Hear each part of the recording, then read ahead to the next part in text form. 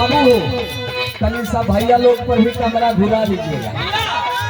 खोजते नहीं दुल्हा पागा लटवा के माई को। एक बात बहुत बढ़िया कहे से मारे हो किया के तबाल लटवा के माई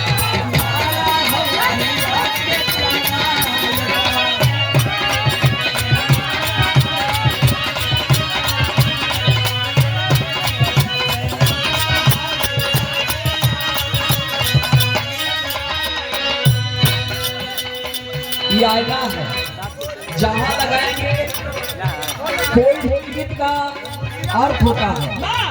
आप अर्थ को भी अनर्थ समझ सकते हैं और अनर्थ को भी एक बहुत अच्छा अर्थ होता है। मारो हो किया के तब लेटवा के मैया, यानी दहेज के प्रीत कहीं कहीं आप देखते हैं खुद को हत्या भी करते हैं लोग, दवाई खिला के जान मार देते हैं।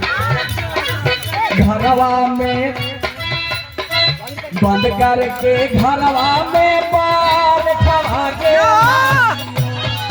बंद करके घरवा में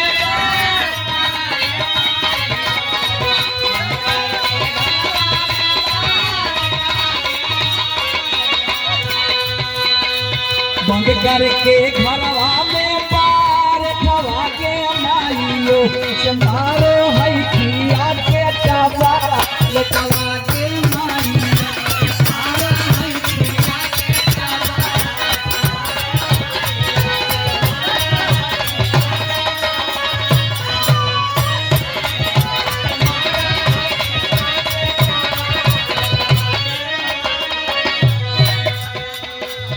एक बात और कहे कस के वो है नाजुकिया लांग के कस के वो है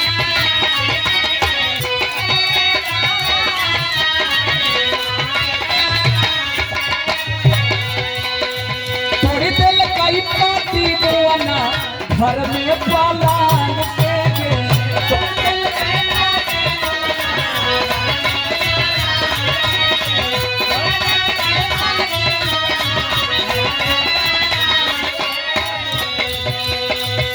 के या वही दारू शिकार दवा के माई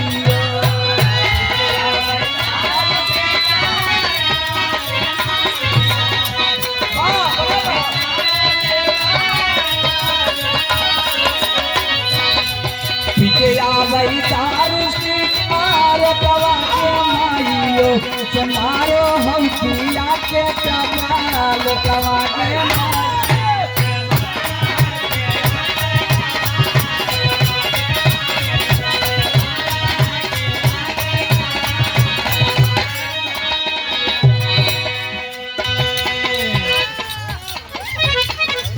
माधव पंडित।